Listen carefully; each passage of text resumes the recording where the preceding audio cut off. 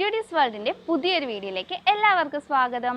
അപ്പോൾ ഇന്ന് ഞാനൊരു കുക്കിംഗ് വീഡിയോ ആയിട്ടാണ് വന്നിട്ടുള്ളത്. അതും നല്ല ടേസ്റ്റിയും വെറൈറ്റി ആയിട്ടുള്ള ഒരു വെണ്ടയ്ക്ക തോരനാണ്.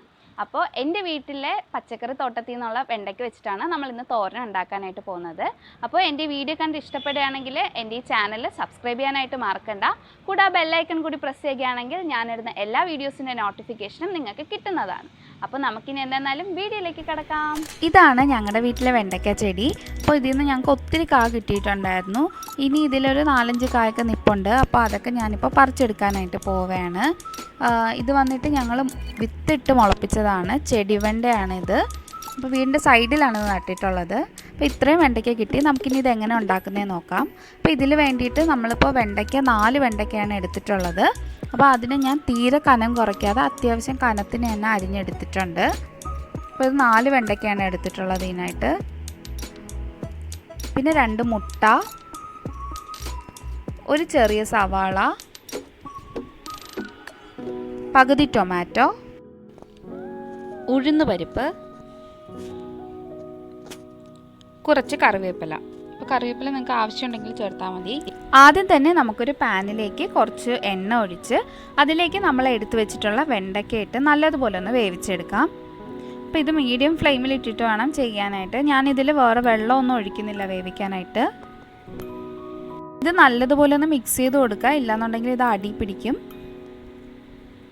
നിങ്ങൾക്കിപ്പോൾ ഇതിലേക്ക് വേണമെങ്കിൽ കുറച്ച് ഉപ്പും കൂടെ ആഡ് ചെയ്ത് കൊടുക്കാവുന്നതാണ്. അപ്പോൾ ഇതിപ്പോൾ അത്യാവശ്യം നല്ലതുപോലെ വെന്തിട്ടുണ്ട്, ഒന്ന് നന്നായിട്ട് വാടിയും വന്നിട്ടുണ്ട്. അപ്പോൾ ഇതിനെ നമുക്കിനി ഒരു പാത്രത്തിലേക്ക് മാറ്റി വയ്ക്കാം. ഇനി നമുക്ക് ഒരു പാനിലേക്ക് കുറച്ച് എണ്ണ ഒഴിക്കാം. അതിലേക്ക് നമുക്ക് കടുകിട്ട് പൊട്ടിക്കാം.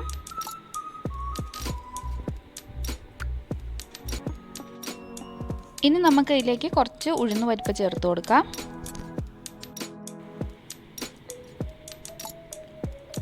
കുറച്ച് കറിവേപ്പിലയും കൂടെ ചേർത്ത് നല്ലതുപോലെ ഒന്ന് മിക്സ് ചെയ്ത് കൊടുക്കാം.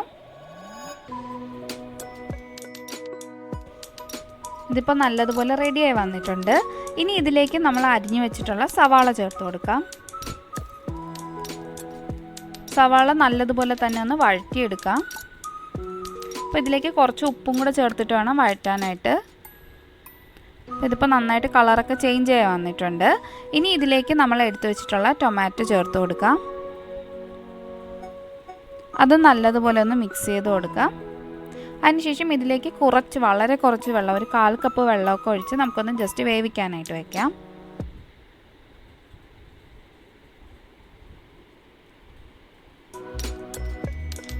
ഇപ്പോൾ അത്യാവശ്യം നന്നായിട്ടൊന്ന് വെന്തിട്ടുണ്ട്.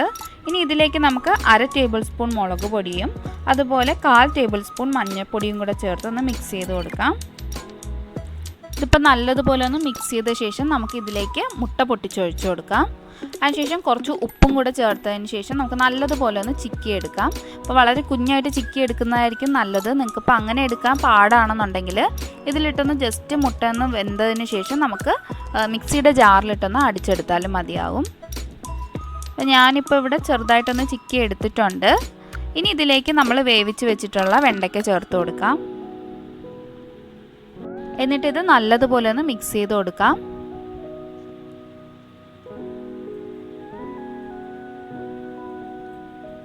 ഇതൊന്ന് നല്ലതുപോലെ മിക്സ് ചെയ്ത ശേഷം നമുക്കിതിലേക്ക് തേങ്ങ ചേർത്ത് കൊടുക്കാം.